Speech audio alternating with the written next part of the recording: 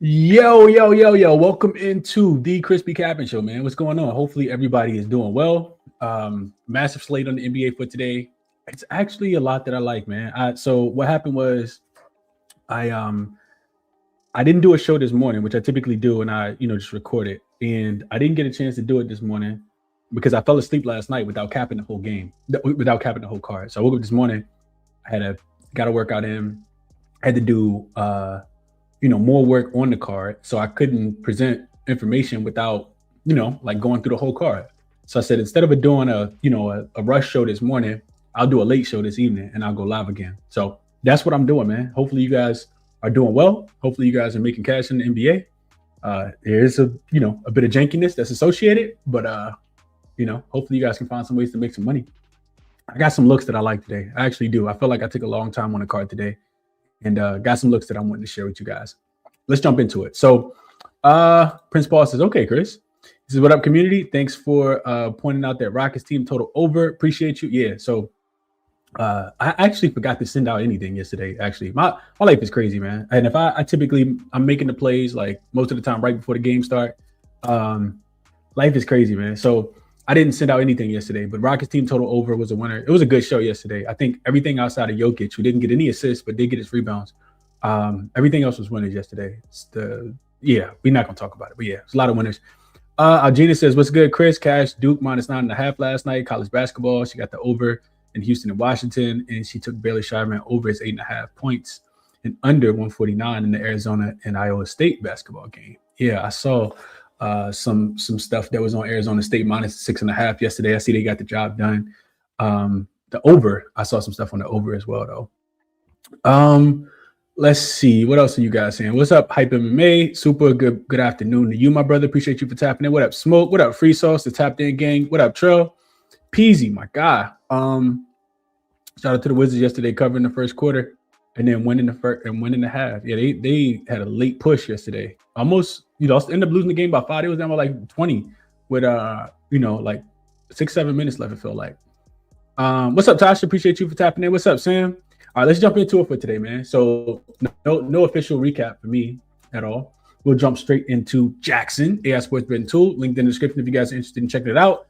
I asked Jackson for today. I asked Jackson to let's see. What was the prompt?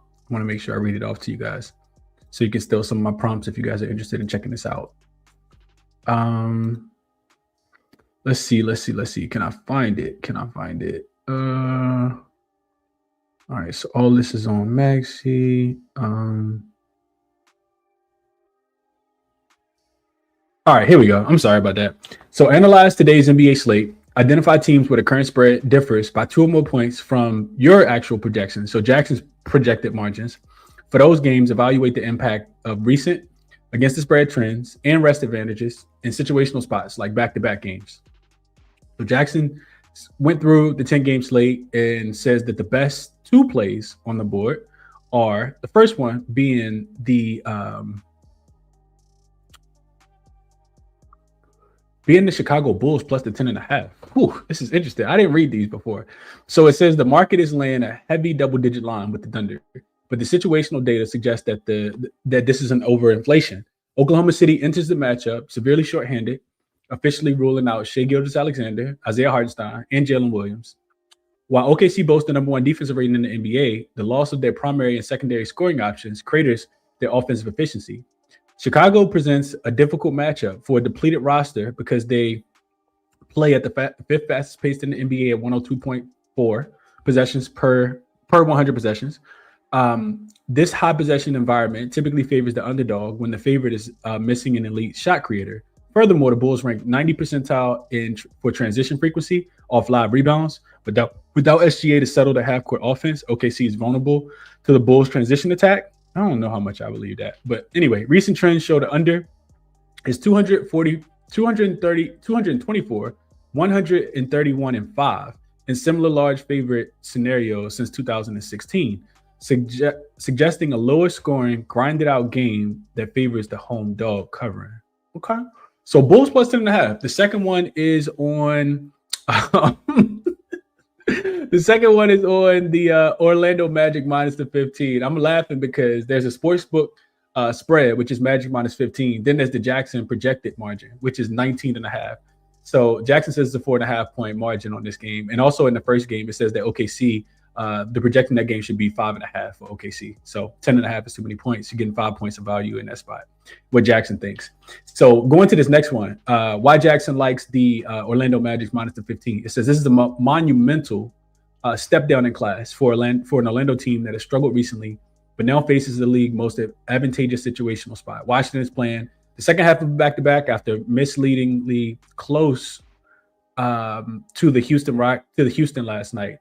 While the 123 to 118 final score looked competitive, the Wizards trailed by nearly 20 points for most of the second half and rallied and relied on an unsustainable 54% shooting from three to cover. I did see that. Statistically, Washington is the worst team in the NBA, ranking 30th in net rating, minus 10.7, 28th in defensive rating, 120.1. Orlando's defense, 13th, should have no trouble stifling. Is that stifling? Yeah, it's an L in there. Stifling a tired Wizards unit that ranks 29th in offensive efficiency.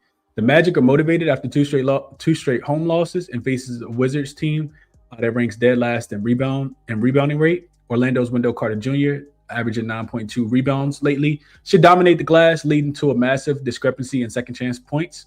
I expect a blowout that exceeds the 15-point market expectation. So Jackson likes the Orlando Magic minus the 15 today. I did want to check something really quickly. Now that when I see this stuff, I like and listen to Jackson and like reading this stuff. I do like to see it just kind of makes thoughts come to my mind. So what I wanted to look at was the Wizards when they're coming off a game where they covered and they're unrested. They're 1-5 straight up, 2-4 against the number, and lose by average of 13.8 points per game, which is right about where this margin is. They've also given up 118 to the Pacers, 142 to the Lakers, and 131 to the Sixers in this spot.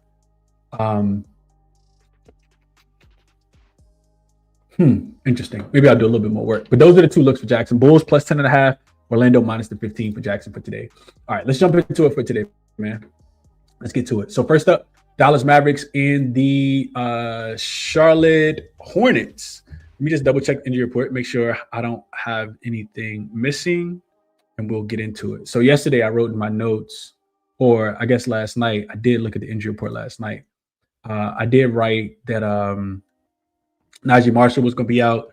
PJ Washington is listed as questionable, and then Cooper Flag was listed as doubtful. I want to just make sure none of that has changed.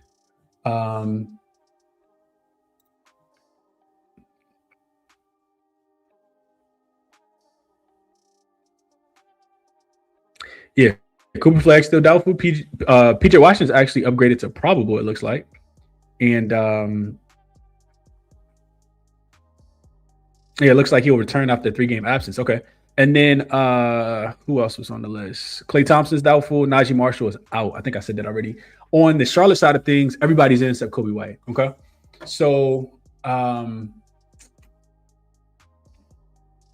you know what? Oh, shoot. I need to I told a couple people I was going to send this link on Twitter for the show. So let me do that real quick, just so I don't forget. Let me just put this on Twitter. Shoot. My apologies. Copy link.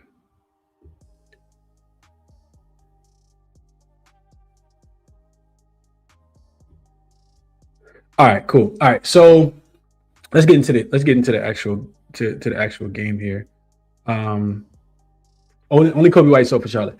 All right, so looking at Dallas, right? Dallas has started to struggle a little bit. I was somebody that thought that Dallas wasn't necessarily tanking, but they have lost 3 straight games. Only 2-8 in their last 10. They may have begun to start to tank. They're just 21-39. This is what I was looking at last night when I was looking into this game. So I want nothing to do with the Mavericks, especially without Cooper Flag and without Najee Marshall.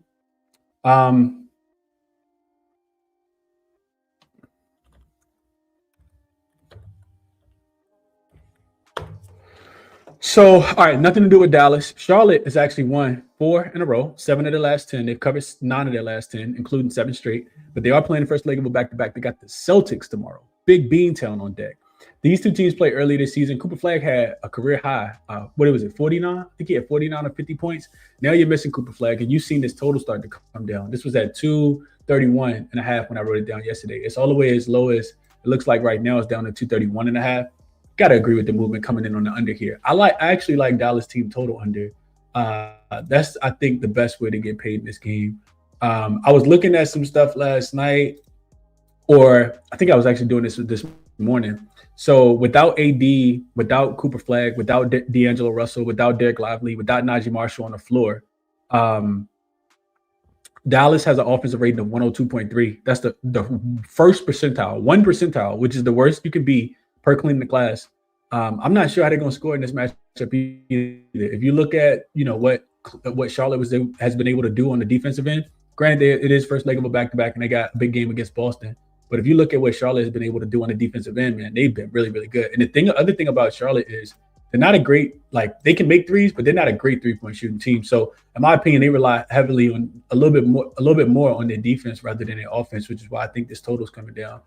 Charlotte's number 16th in defensive rating in the last 5 games, 28th in pace. They play really slow. They've also played an easy strength of schedule, which this is also another easy game for them as well. Just kind of looking at Dallas, they do play fast, but if Charlotte dictates pace, this game will be played slower. Offensive efficiency, 21st over the last 5 games. And they've also played a pretty easy strength of schedule. So the offense has struggled even against an easy schedule. 112 defensive rating. I think that this game, it's safe to take Dallas team total under. The best number you can get right now is 107.5. Looks like it was 109.5 this morning. I had 109.5 minus 118 on FanDuel written in my notes. Even on the first leg of a back-to-back, since they've been hot, which is about a little over a month now, this Charlotte team is 2-0 to the under. They held the Grizzlies to 97 points in Memphis, and they held the Rockets to 105 at home as well. So Dallas team total under in this spot. Always looking to kind of take LaMelo under. Just the only thing that scares me with LaMelo under, because they got the big game tomorrow, and I do think that he'll see limited minutes tonight. Only thing that scares me a little bit is that Dallas defensively, they've been really, really bad. They used to be a good 3-point defense. Now they're not really good at anything. Just giving it up left and right. So that if I'm playing this game, that's the way I want to play it. I want to take later points for Charlotte, or take Dallas to not be able to score under 107.5. I think they really struggle to get going in this spot. So that's my thoughts on this first game. I'm laying the point, so I'm taking the team total under for Dallas. Let's see what you guys are saying. What's up, Prolific? Takari, appreciate you for tapping in. So I had his notification turned on. I appreciate that. Super says Musa Diabate points and assists. Then Miller rebounds and assists. Okay. Agina likes Charlotte minus 13.5. I could get behind that. What's up, Adam? Says, what's up, Chris? Let's quit capping and start cashing. Yeah, it's a fact. Conco nipple ladder up to 30 points. Might try his threes, Adam says. Laid your bets. Okay. LYB. Shout out to laying your bets. I feel like I haven't talked to him in a while. What up, Helms? Hope all is well. Adam says Brandon Miller over his rebounds and assists is a solid look. Brian says he took Charlotte minus 13.5. I think they get it done. LaMelo to have the most assists, minus 128 on DraftKings. Freesaw says he should definitely have the most assists. I was actually looking at his assists. The only thing that scares me is it is front leg of a back-to-back. I know if you know basketball, I think Charlotte probably gonna get smoked tomorrow, but I do think Boston, if you're Brandon, if you're Coach Charles Lee, you gotta really have that one kind of circle tomorrow, wanting to go back and beat your old team, and really give your boys a test, give your Charlotte Hornets a real test. We shall see what happens tomorrow. So, all right, next game up, the Pistons and the Cavs. So this line yesterday was at 1.5. Looks like it's moved to 2.5. Total has gone up. Open 226.5 yesterday. It's up to as high as 228.5. It looks like. So a little bit of money on the over, a little bit of money on the Cleveland Cavaliers. On the Detroit Pistons in the spot. Detroit has a full a clean injury report. You do have Isaiah Stewart back now. He's done serving his 7-game suspension. Jalen Duren's fresh off Eastern Conference Player of the Week, and the Cleveland Cavaliers will be without Donovan Mitchell, Max Strus, and Dean Wade's listed as questionable. The Dean Wade being listed as questionable part is really, really big. Their defense is a lot better with Dean Wade in. I kind of want to wait to see what happens with Dean Wade. Their defense is light years better. Regardless of all that, Detroit has won 3 straight, 8-2 straight up in their last 10.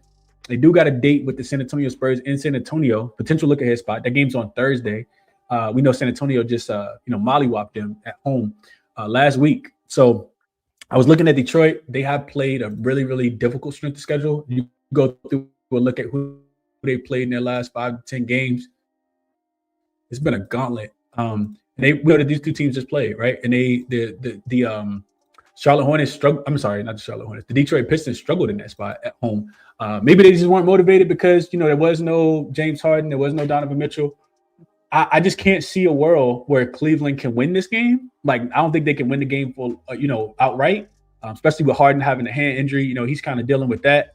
I watched Cleveland struggle to score the basketball against Brooklyn in that last game, and that was kind of telling. That was a little telling. We were on the over 222.5, I think it was, in that game, and they really, really struggled to score the basketball in that game. So Cleveland has slowed it down a lot. The 23rd in pace with no Donovan Mitchell and add James Harden. I do think it's played at a slower pace. Cleveland's going to have to play defense in this game if they want to win. They're 17th in defensive rating over their last 5 games, and they have played the 3rd strongest strength of schedule. Detroit's played the 4th strongest strength of schedule. I think Cleveland has a humongous rest advantage after the game, with their next game not coming until like Saturday. The way I kind of see the game, though, is I think I got to take Detroit. Here's the problem, though. This is why I didn't take Detroit, because I do think Cleveland could potentially jump out early in this game and kind of stun the Detroit Pistons from the get-go. For whatever reason, Detroit's been really struggling to start games. I want to kind of take you guys over just really quickly. This is where I've been kind of watching it too, but you can kind of get you don't have to listen to me. You can actually see the numbers if you look right here. So Orlando was taking on this Detroit team on Saturday, and they actually had the lead at the end of the first quarter and in the halftime. And the last time these two teams played in Detroit, Cleveland also had the lead in that game as well at halftime. So Detroit's been coming out to shoot a little slow. If we go here, we click on Detroit and Cleveland, and we just look at them. First they got revenge. They are a short home dog, which typically that can be a profitable way to play. Play certain teams. If we look at we just toggle this to post All-Star break and look at these teams, we can see that ATS wise, the Pistons are just 1-4-1 against the number. As a in the first half in general. And if they're a road favorite, they're actually 0-2. But you can see that they do win the game, right? But they've been starting really slow. So 2-0 against the number for the full game, but they've been needing to come back in these games because they've been starting off pretty slowly. If we just go back and we look at this, let's just go last 10 games in general. We can see that the Pistons are just 1-2 against the number as a road favorite. Let's see if we can get all their games to populate here. So 11-9, but just recently they've really, really struggled. I did look at Detroit. They're 14-7 straight up as road favorites. The Cavs have only been home dogs twice this season. You can see that number is right here. They're 0-2 both in the first half and in the full game. Like I said, I think Detroit can win the game. I think Cleveland can keep it close early. So I would probably be leaning towards Cleveland first quarter. These two losses that you see here for the Cleveland Cavaliers as home dogs came against the Rockets and the Thunder. So in my opinion, I would put Detroit in that same conversation with the Rockets and the Thunder, as far as best teams. If we go down here, we click post All-Star break. There's some significant advantages for Detroit as well. So I'll let this populate for a second. Post All-Star break. You can see the Detroit, both teams have played a really difficult strength of schedule. Detroit is the better quality team. Detroit offense has struggled a little bit. Cleveland's offense has played a little bit better. Detroit has been the better defensive team, 4th to 12th. And then we go down here, we start to look at, just some of the additional things. Second chance points, Pistons second. You can see the second chance points given up by Cleveland at 19. So Detroit should be able to own the glass. Cleveland not a team that gets a lot of second chance points, even though Detroit has been giving them up as well. Fast break points allowed. You can see Pistons don't give up many. Cleveland don't give up many. Yeah, I just think that with the addition of Isaiah Stewart being back, I do think that the Detroit Pistons are the right side in this game, especially without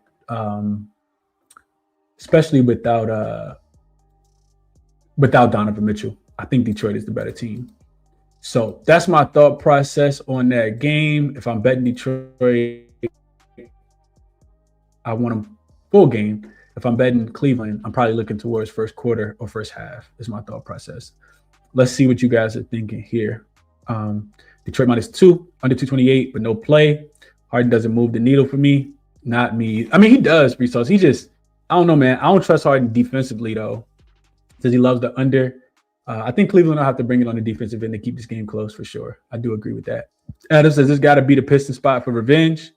They won the last game. They just didn't cover. They did win the last game and didn't cover. Daniel says Detroit the type of team to smack Harden on his hand all game. I like this comment. That's a fact.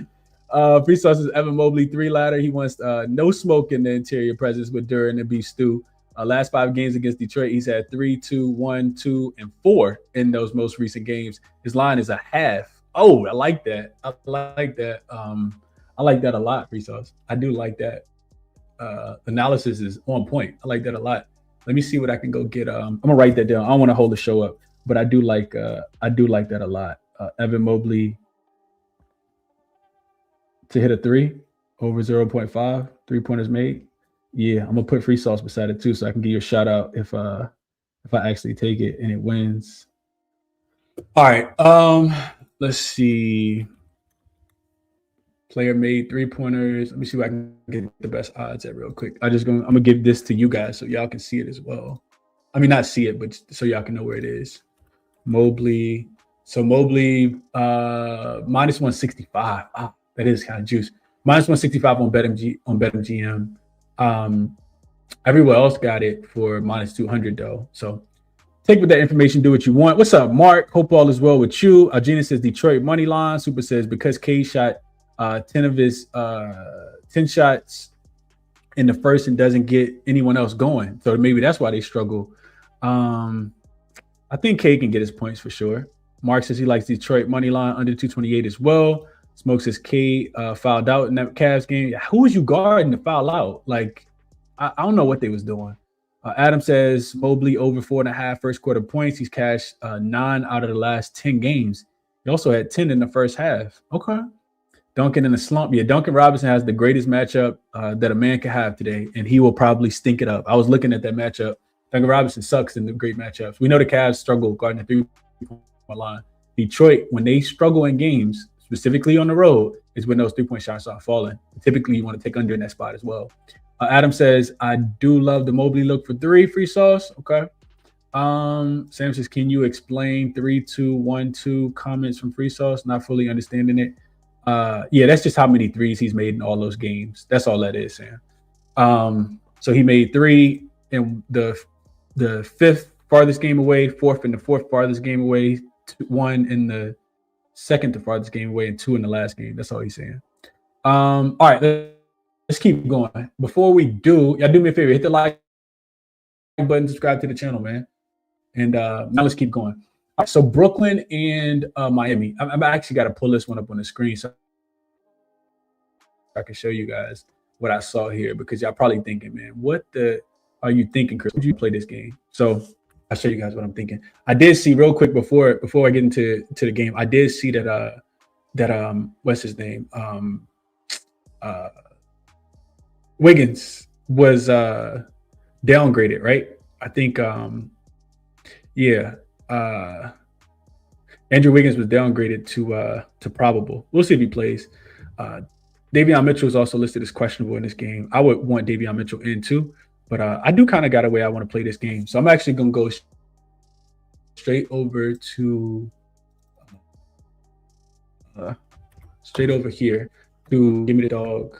I want you guys to see something really quickly.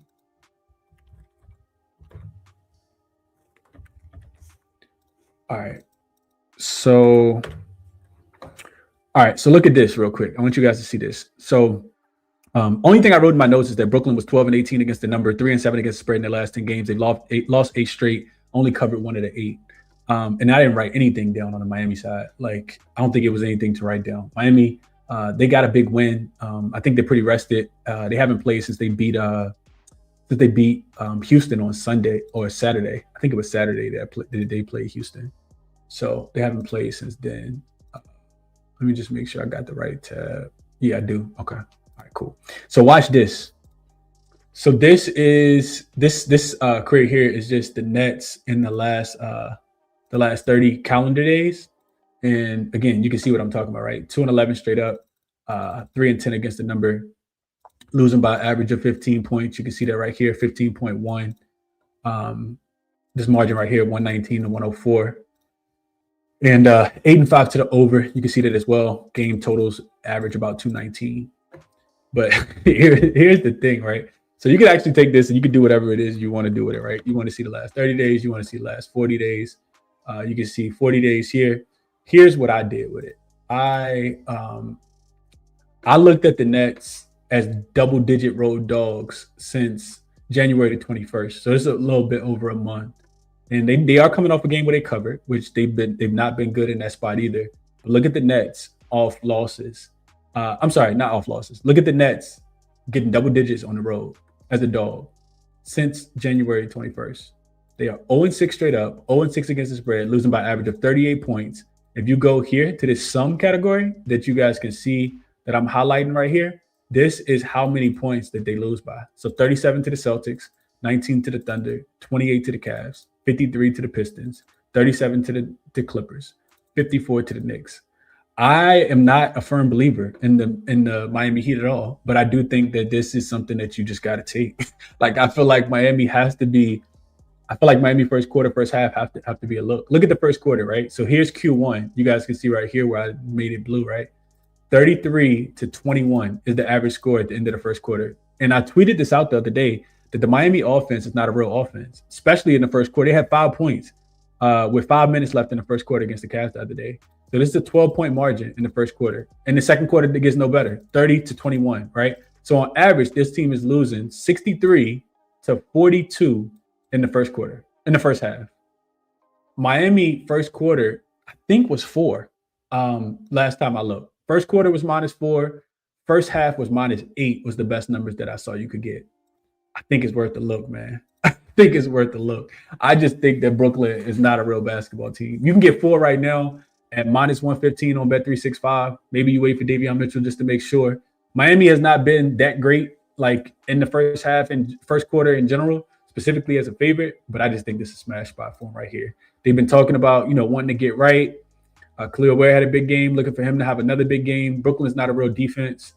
So first half minus, it looks like the 7s are gone. I think 7.5 is the number. So 7.5 and 4, I think, are the 2 numbers that you can get for this game if you have any interest. All right, let me go through the comments real quick. That's the way I think we should bet this one, though. Get back to my regular screen, and I'll go through the comments real quick. Let's see. What do you guys think about this one?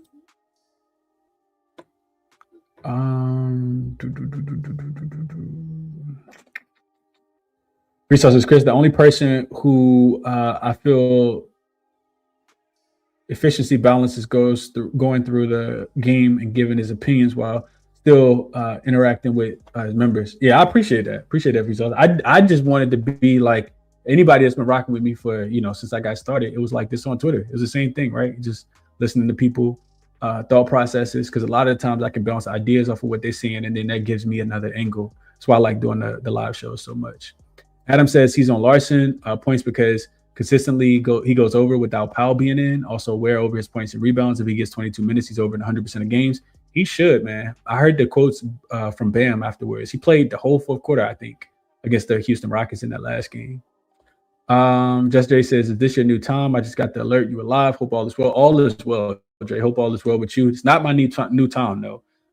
Typically, I'm doing now I got soccer practice on Monday with my son, jiu-jitsu on Wednesday and Thursdays, game on Saturday. So Tuesday, sometimes I'm gonna be free.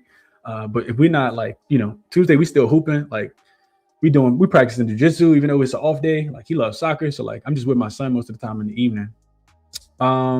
Let's see. Freestyle says, quick question, Chris, in chat. Do we think the Knicks smash tonight? Because they view tomorrow as a scheduled loss versus OKC. I don't know if they think it's a scheduled loss though, Freestyle. I do have a lot of thoughts on that game. I'll go over it in just a second.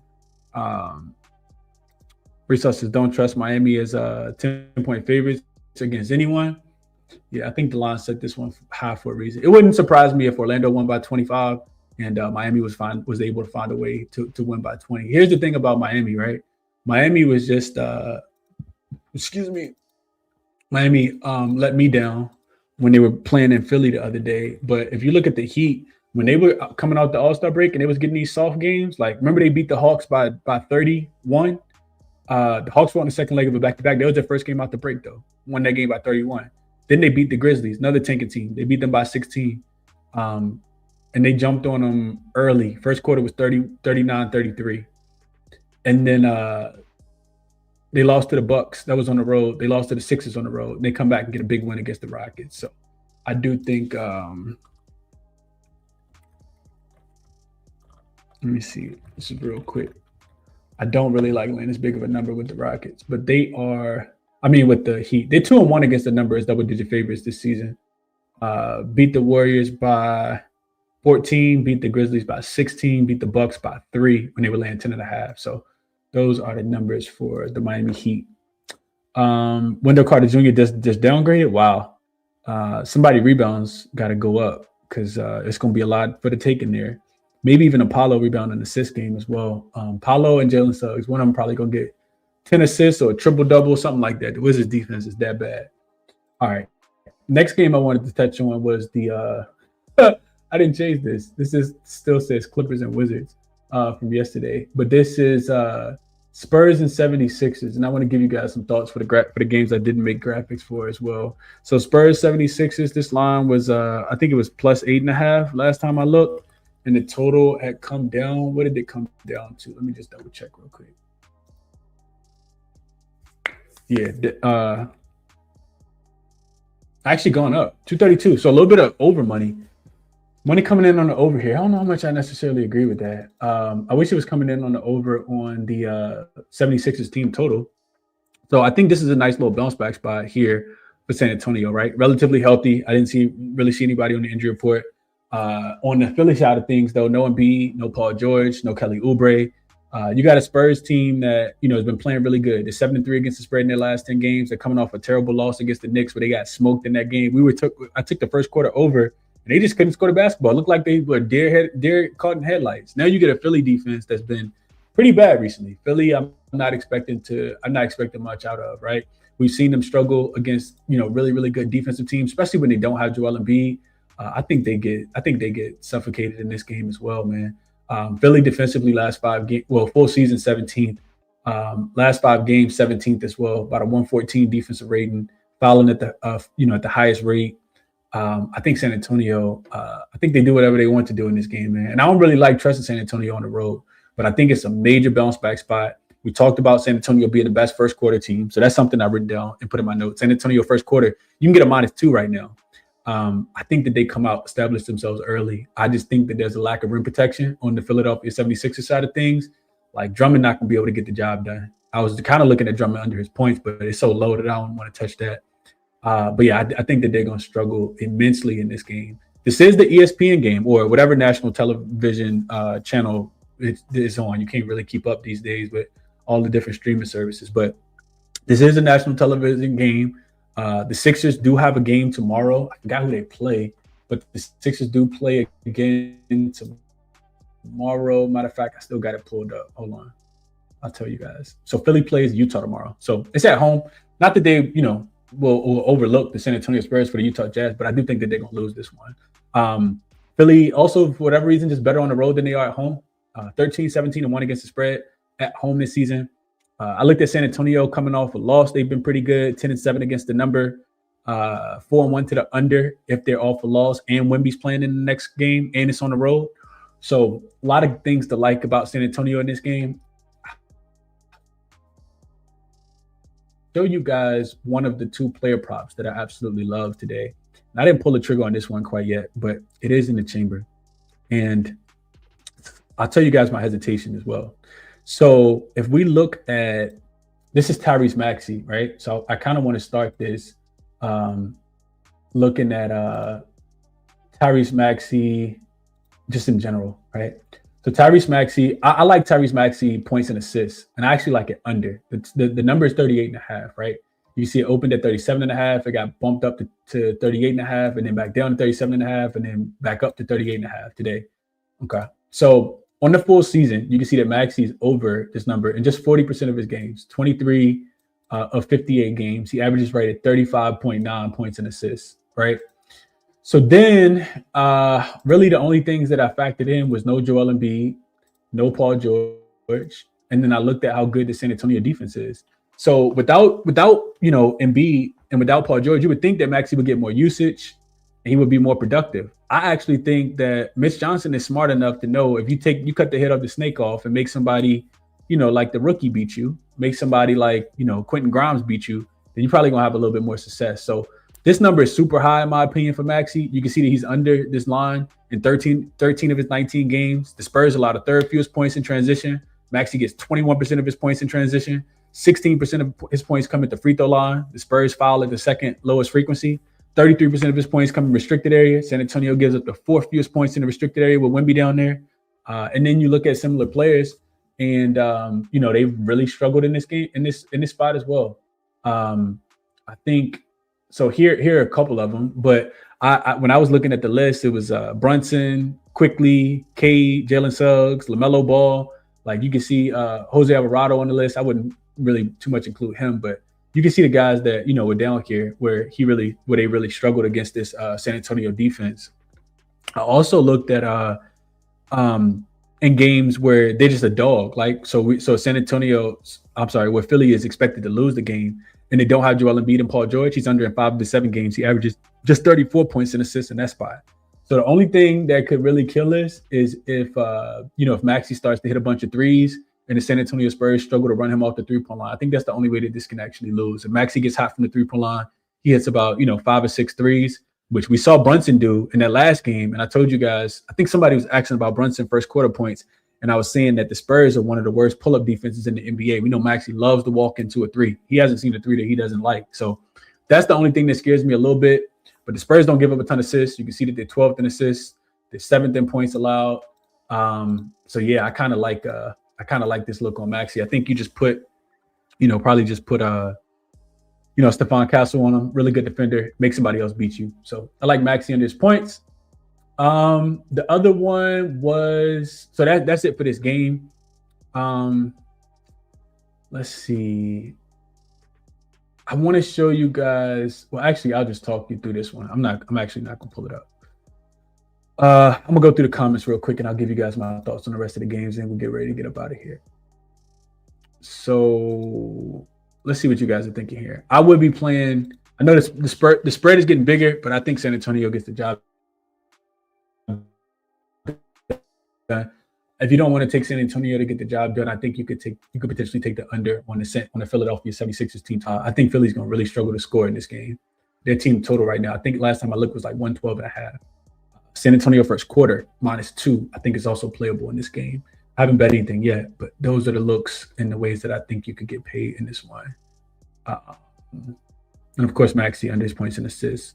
So that team total for Philly is FanDuel got the best number right now. 112.5 under is -112. And it looks like DraftKings got a 111. Caesars got a 111.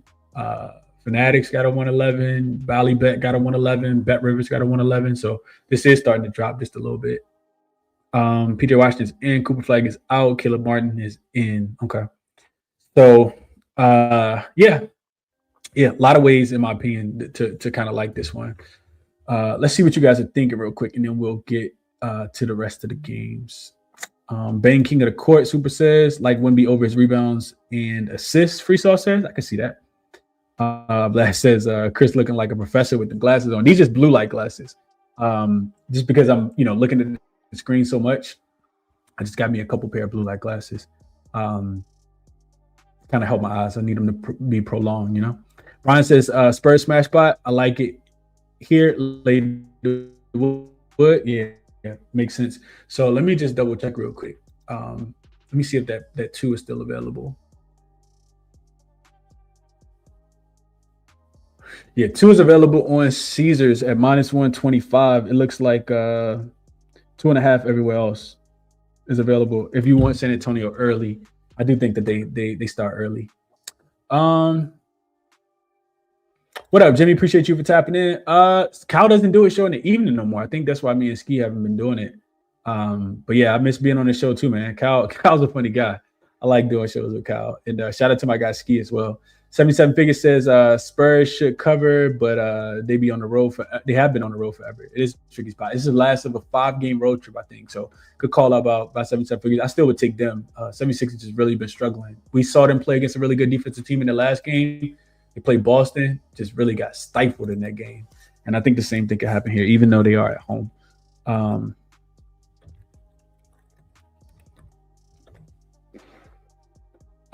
Yeah, they scored 98 points against the Celtics. And it's a difference because San Antonio plays super fast and the Celtics play super slow.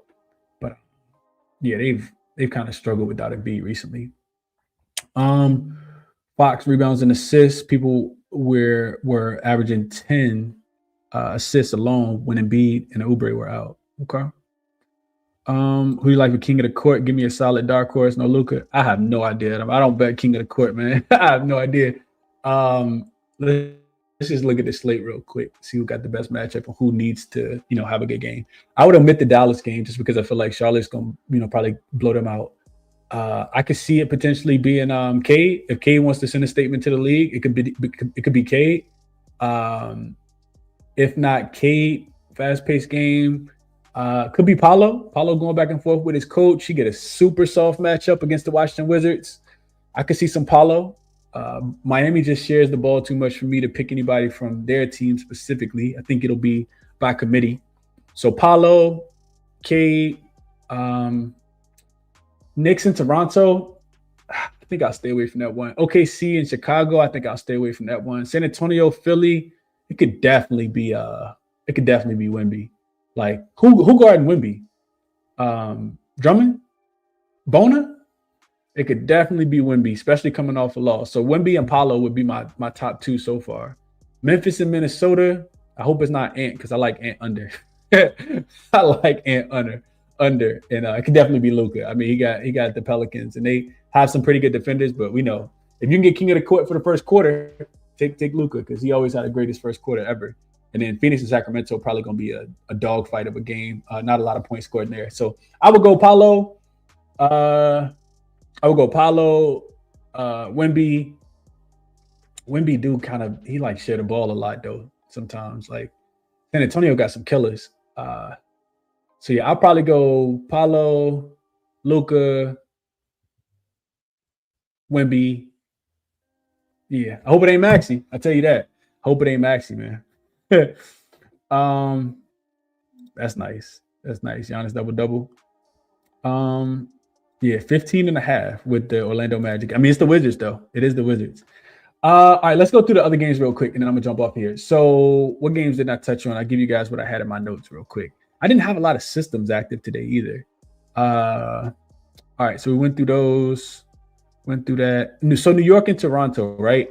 Knicks have owned Toronto this season. They won all 3 matchups. None were close. At least double-digit wins in all 3 games. All 3 went under the total as well. New York has actually won 10 straight. I think it's 11 straight. 10 straight, 11 straight. They're 9-1 against the number in those games against Toronto. So you got to ask yourself, Toronto getting 2.5 points here.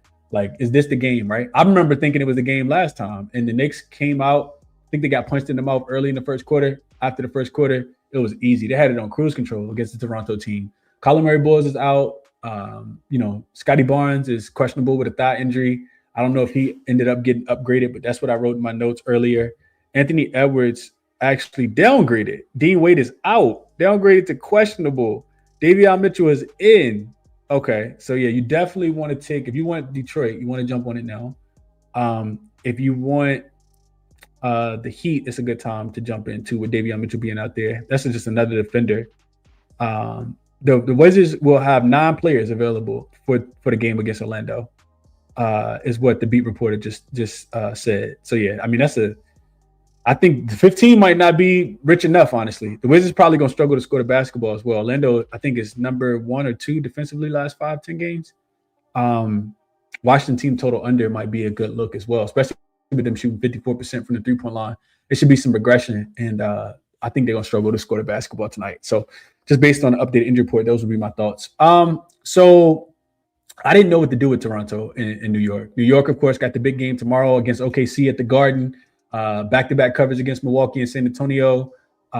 They won 4 of their last 5. The easy play, it feels like, is to take the Knicks, but I'm not sure, man. I'm not sure. I had some things on the under. Toronto, 6th in defensive rating last 5 games. Knicks, 2nd in defensive rating. Both teams bottom half of the league in pace. New York, 24th. Toronto, 16th in their last 5 games.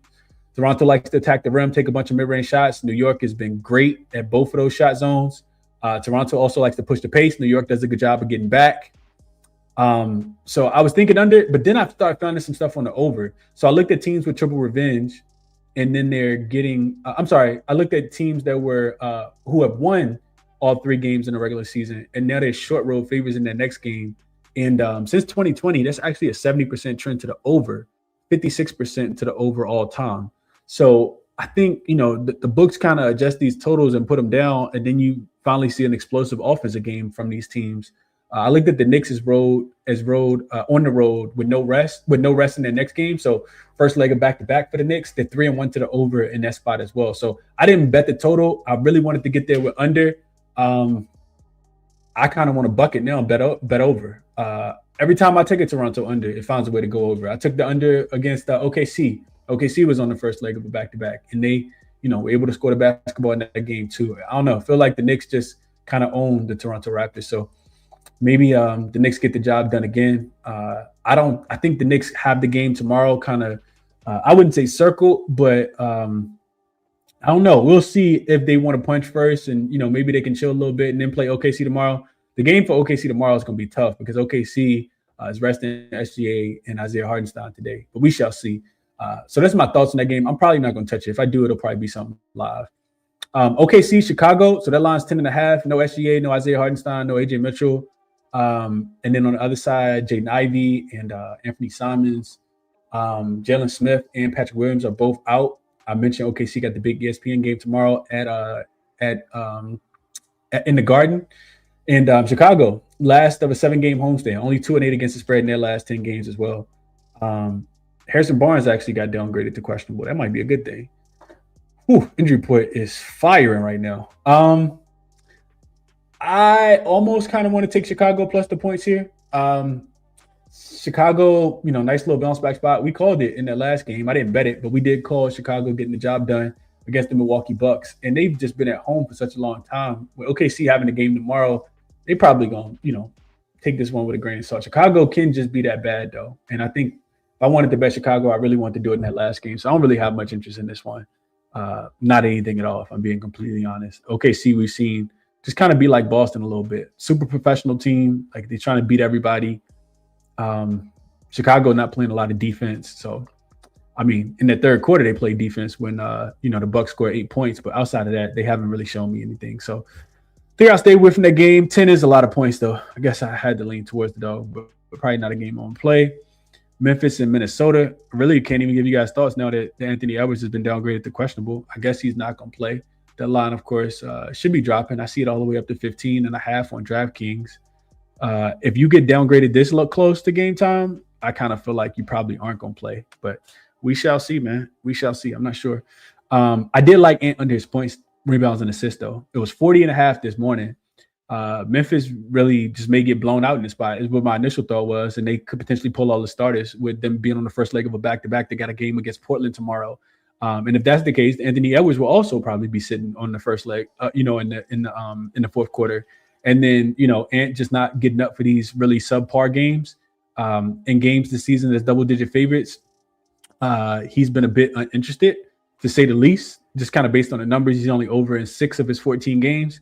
If you include just the home games, isolate just the home games, Where they're a double-digit favorite, he's only over in 2 of his 8 games. He averages 30.9 points and assists. And I know we lost the last one, but, after the game, he did say that was when they was playing against the Mavs. He had 40 in that game. He did say, I knew I had to get 40 today because K had 40 last night. So I think we go back to regular, seeing Ant do his regular stuff. And they got plenty of guys that can, get the job done.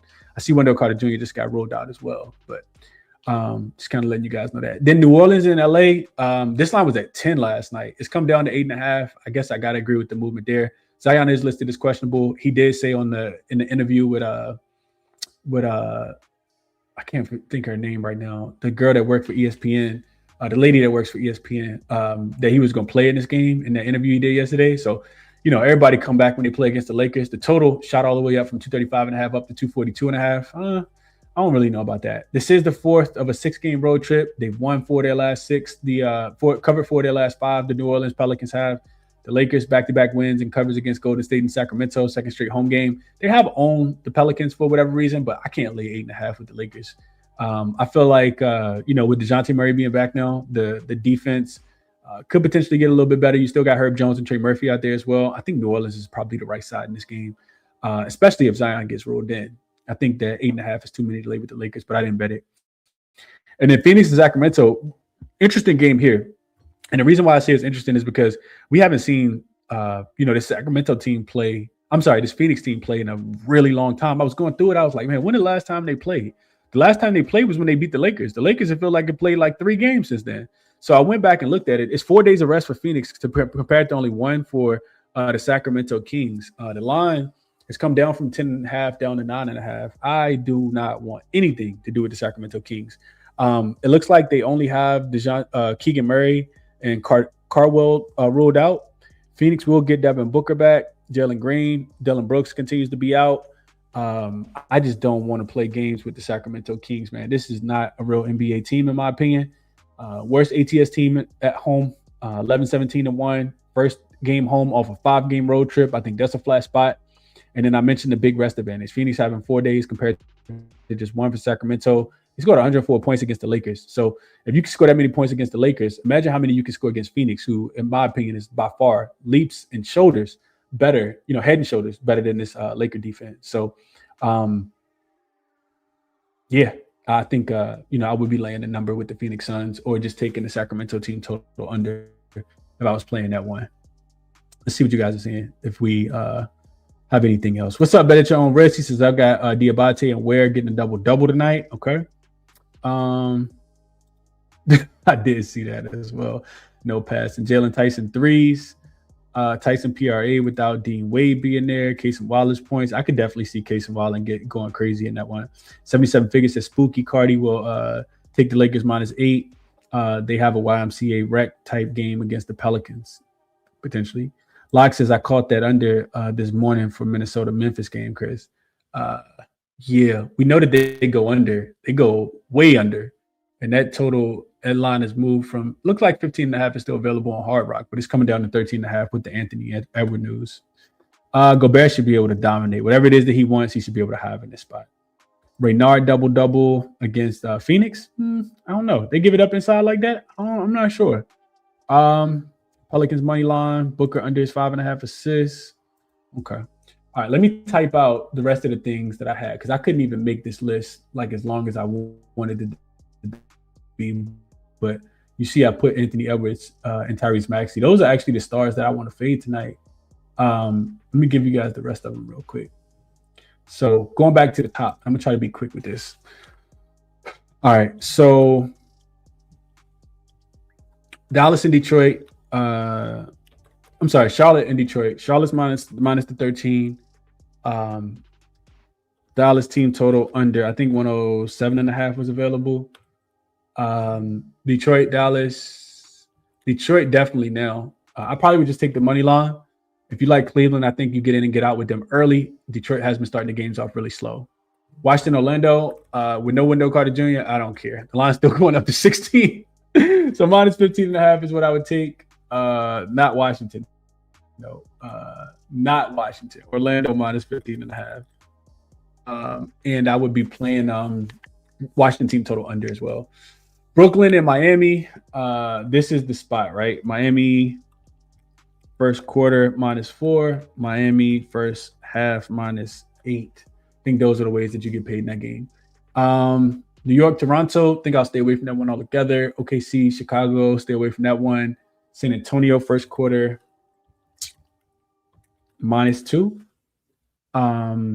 Early in that spot, if they don't cover the first quarter, then I think you take them live. And New Orleans, I'm not going to write that up here. And then Phoenix, I would be looking at Phoenix or Sacramento team total under in that game. What's the Sacramento team total? It is probably something super low, but it deserves to be super low. It shouldn't even be 100. The game will be played really, really slow, in my opinion. Yeah, 106.5. I don't think they get to 106.5. The Sacramento team total under 106.5, I think, is also something that you guys can play today. Yeah, that'll be it, man. I hope you guys find some ways to get some cash today. Best of luck if you're telling me on my plays. Resources are all listed here. Jackson, Outlier, Moneyballer, Eyes Jam. And that'll be the show for today, man. We'll be back tomorrow. I think it's a 6-game slate for tomorrow. I'll probably do a video and drop it in the morning, man. I appreciate everybody for tapping in. Do me a favor, hit the like button on the way out, and I'll catch you guys in the next.